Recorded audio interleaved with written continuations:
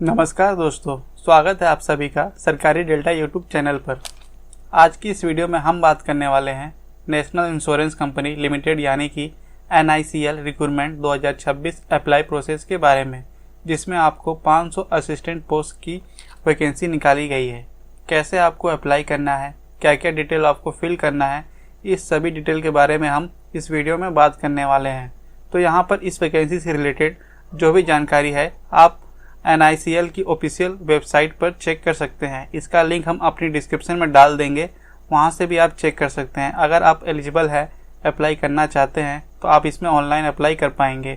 अब बात करते हैं इसके नोटिफिकेशन के बारे में। नेशनल इंश्योरेंस कंपनी लिमिटेड की नोटिफिकेशन जारी कर दी गई है, जिसमें आपको 500 असिस्टेंट की पोस्ट देखने को मिलती है, जिसकी लास्ट डेट 7 अगस्त 2026 रखी गई है। आपको यहाँ पे स्टेट या यूनियन टेरिटरी वाइज वैकेंसी देखने को मिलती है। यहाँ पे आपको स्टेट और यूनियन टेरिटरी के बाजू में आपको उसका लैंग्वेज भी देखने को मिलता है। उसके बाद आप यहाँ नीचे स्क्रॉल करके देखोगे तो आपको यहाँ पे 500 सीट की वैकेंसी दिखाई गई है। एलिजिबिलिटी जो है वो ऑल इंडिया अप्लाई किया जा सकता है। एज लिमिट जो रखी गई है वो 21 साल से 30 साल के बीच रखी गई है। यहाँ पे आपको क्वालिफिकेशन में मिनिमम ग्रेजुएट डिग्री होनी चाहिए। आपको यहाँ पे knowledge reading, writing, speaking regional language of state होना चाहिए। अगर आप ये सब फुलफिल करते हैं गाइडलाइन को तो आप इसमें अप्लाई कर सकते हैं।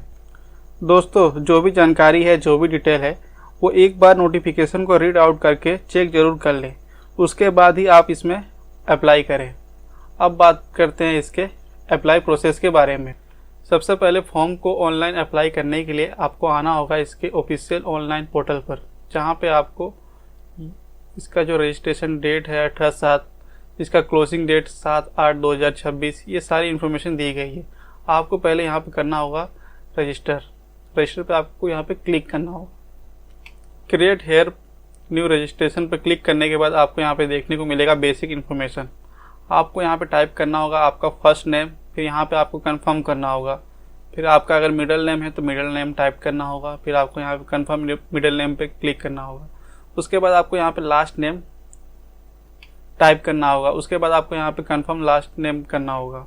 इसके बाद आपको यहाँ पे आपका मोबाइल नंबर देना है, कंफर्म मोबाइल नंबर करना है। अगर आपके पास अल्टरनेट मोबाइल नंबर है तो उसको भी आप दे सकते हो।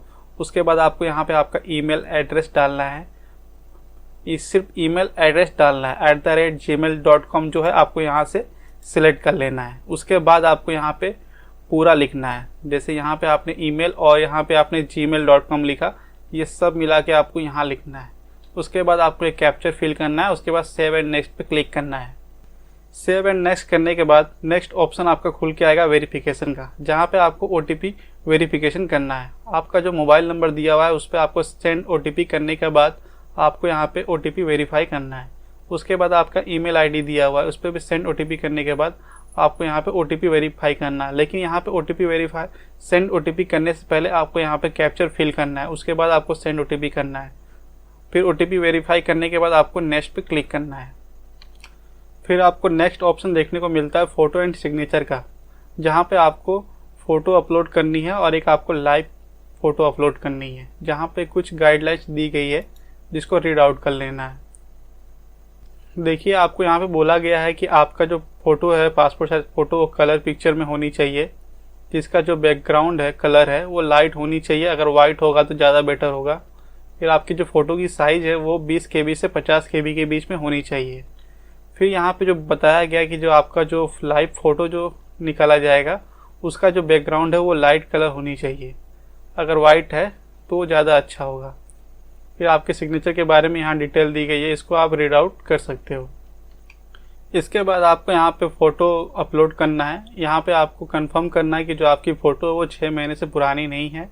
इसको कंफर्म करने के बाद अपलोड कर देना है। उसके बाद दूसरा ऑप्शन आता है कैप्चर का। अगर आप मोबाइल में हैं तो आप कैप्चर डायरेक्ट करोगे तो आपका ऑटोमेटिकली कैमरा ओपन हो जाएगा, जहाँ पे आपको लाइव कैप्चर करके इसको टिक आउट कर देना है। अगर आप कंप्यूटर से, लैपटॉप से भर रहे हो तो आपको इस पर क्लिक है टू स्कैन करना है। इसको मोबाइल से स्कैन करने के बाद आप उसको कैप्चर करके सबमिट कर पाओगे। उसके बाद आप नीचे आते हो तो आपको दिखता है सिग्नेचर का ऑप्शन, जहां आपको सिग्नेचर अपलोड करना है। जो सिग्नेचर अपलोड करना है वो 10 से 20 KB के बीच में होना चाहिए। उसके बाद आपको यहाँ पे टिक करके कंफर्म करने के बाद आपको नेक्स्ट पे क्लिक करना है। इसके बाद दोस्तों आपका नेक्स्ट ऑप्शन आएगा डिटेल्स का, जिसमें आपको बेसिक डिटेल्स देनी होगी। आप किस स्टेट से वो आप यहाँ बता सकते हो। फिर इसके बाद आपको पूछा गया कि आपको वहाँ की जो लोकल लैंग्वेज है आपको लिखना पढ़ना बोलना आता है तो आपको वो बताना है। उसके बाद कौन सी लैंग्वेज वो आपको सिलेक्ट करनी है। आप किस कैटेगरी से आते हो आपको वो कैटेगरी बताना है। उसके बाद आपको यहाँ पूछा जाएगा कि क्या आप डिसेबिलिटी में आते हो। अगर हो तो यस कीजिएगा, नहीं हो तो आप सिंपली नो पे क्लिक कर देना है। यस करने के बाद आपको type of disability, nature of disability, ये सब आपको ये सारी इन्फॉर्मेशन आपको भरनी होगी। मेरे केस में नहीं है तो मैं नो कर दे रहा हूँ। फिर इसके बाद भी आपको यहाँ पे पेज के बारे में पूछा जाएगा। आप इसमें नहीं आते हो तो आप सिंपली नो पे क्लिक कर दोगे। उसके बाद आपको इस नीचे आ जाना है। फिर आपको यहाँ पे पूछा जाएगा क्या आप डिवोर्स हो विडोस हो, तो आप ये आप कर सकते हो। आपके केस में अगर कोई डिवोर्स है या विधवा है तो वो कर सकता है, नहीं अन्यथा इस पर नो पे क्लिक कीजिए।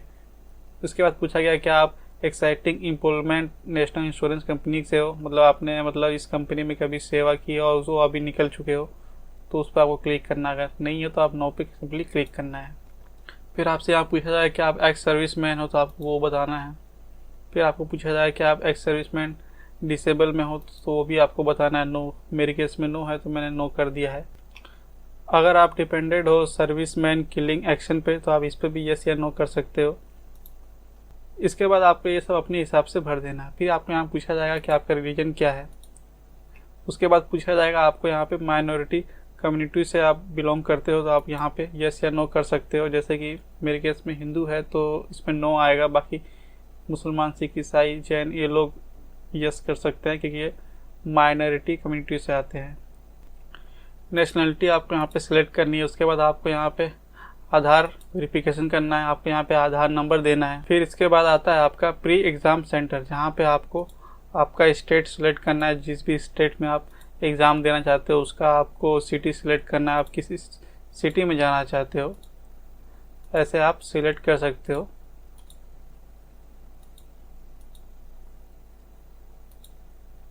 फिर आपको आपका मेन एग्ज़ाम जो होता है उसका भी ऐसे ही सेम सिलेक्ट करना है। आपका स्टेट सिलेक्ट करना है, आपका यहाँ पे सिटी सिलेक्ट करना है। अपने हिसाब से आपको जहाँ पास लगे उसके हिसाब से आप सिलेक्ट कर सकते हो। उसके बाद आपको देखने को मिलेगा पर्सनल डिटेल, जहाँ पे आपको डेट ऑफ बर्थ आपका फिल करना है। उसके बाद आपका जेंडर, जो आप मेल हो फीमेल हो जो भी हो। फिर आपको यहाँ पूछा जाए कि आप ट्विन ब्रदर हो। मेरे केस में ऐसा कुछ नहीं है तो मैं सिंपली नो पे सिलेक्ट कर देता हूँ। अगर आपके केस में आप कोई जुड़वा भाई बहन हो तो आप यस करके फिर आप यहाँ पे उनका नाम दे सकते हो। उसके बाद आपका मैरिड स्टेटस बताना है, क्या आप मैरिड हो अनमेरिड हो। फिर आपको यहाँ पे आपके फादर नेम मदर नेम बताना है। फिर आपका जो प्रेजेंट एड्रेस है वो आपको यहाँ फिल करना है अपने हिसाब से। अगर आपका प्रेजेंट एड्रेस ही परमानेंट एड्रेस है तो आपको सेम एड्रेस पे क्लिक कर देना है। उसके बाद आपको यहाँ पे आपकी बैंक डिटेल देनी है, जहाँ पे आपका अकाउंट होल्डर का नेम, बैंक अकाउंट नंबर, फिर confirm bank account number, branch का नेम चाहिए, टाइप ऑफ अकाउंट कौन सा है, सेविंग है करंट है। फिर आपका यहाँ पे IFSC कोड। उसके बाद आपको यहाँ पे वैलिड योर डिटेल पे क्लिक करना है। वैलिडेट योर डिटेल करने के बाद सेव नेक्स्ट करने के बाद आपको डिटेल्स का ऑप्शन आएगा, जिसमें आपको यहाँ पे क्वालिफिकेशन डालनी होगी। क्वालिफिकेशन में आपको मिनिमम आपको ग्रेजुएट लेवल का पोस्ट है तो आपको ग्रेजुएट लेवल देना ही पड़ेगा। जिसमें आपको पूछा गया कि आप किस डिग्री में आपने किया है, तो आपका जो भी डिग्री है जिस भी स्ट्रीम से है तो आप वो बता सकते हो। उसके बाद आपको यहाँ पे पासिंग डेट लिखना है, ठीक है। उसके बाद आपको यहाँ पे परसेंटेज लिखना, कितने परसेंट आए थे आपके। उसके बाद आपको बताना यहाँ पे फर्स्ट डिवीज़न था, सेकंड डिवीज़न था, बस। उसके बाद अगर आपके पास पोस्ट ग्रेजुएशन का भी है तो आप इसमें ऐड कर सकते हो। अदर क्वालिफिकेशन है तो भी आप ऐड कर सकते हो। उसके बाद यहाँ पूछा गया आपसे कि किसी चीज़ का एक्सपीरियंस है तो आप यहाँ बता सकते हो। एक्सपीरियंस है तो यस करके आपको यहाँ पे इन्फॉर्मेशन देनी होगी। अगर आपके पास कोई इन्फॉर्मेशन नहीं है, मतलब कोई एक्सपीरियंस नहीं है, तो आपको सिंपली नो पे क्लिक कर देना है। फिर इसके बाद आपको यहाँ पे देखने को मिलता है कि अगर आप प्री एग्जामिनेशन का बेनिफिट लेना चाहते हो तो आप यहाँ पे यस या नो पे क्लिक कर सकते हो।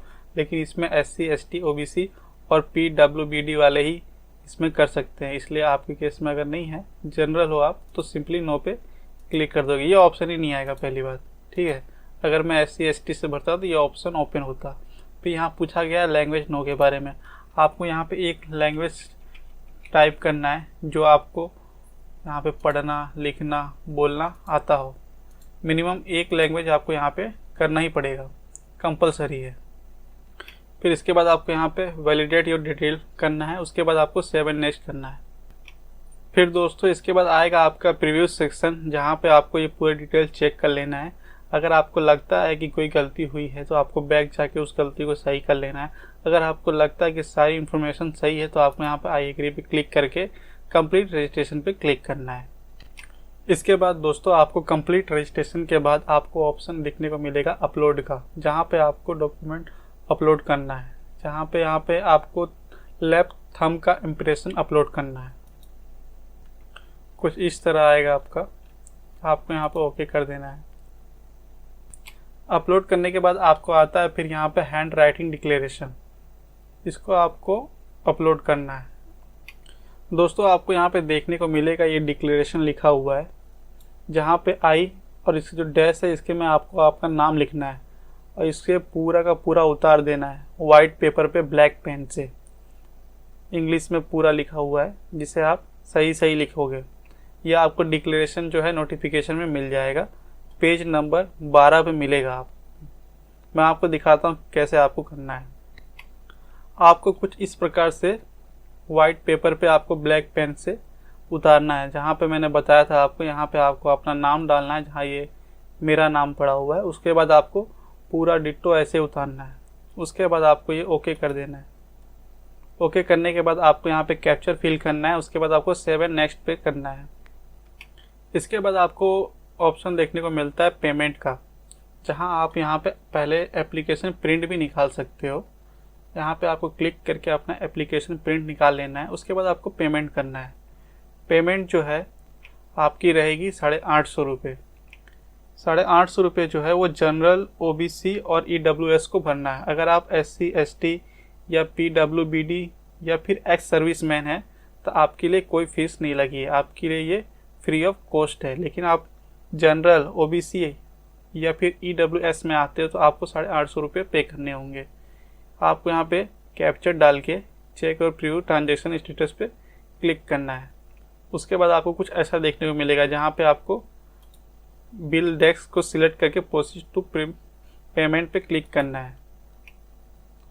उसके बाद आपको पेमेंट मेथड खुल जाएगा, जहाँ पे credit card, net banking, UPI, wallet, आप किसी से भी पेमेंट कर सकते हो। UPI को सिलेक्ट करके आपको यहाँ पे शो QR कोड पे क्लिक करना है। उसके बाद आपको यहाँ पे कैप्चर दिखेगा, इसको स्कैन करके आप 850 रुपया पे कर सकते हो।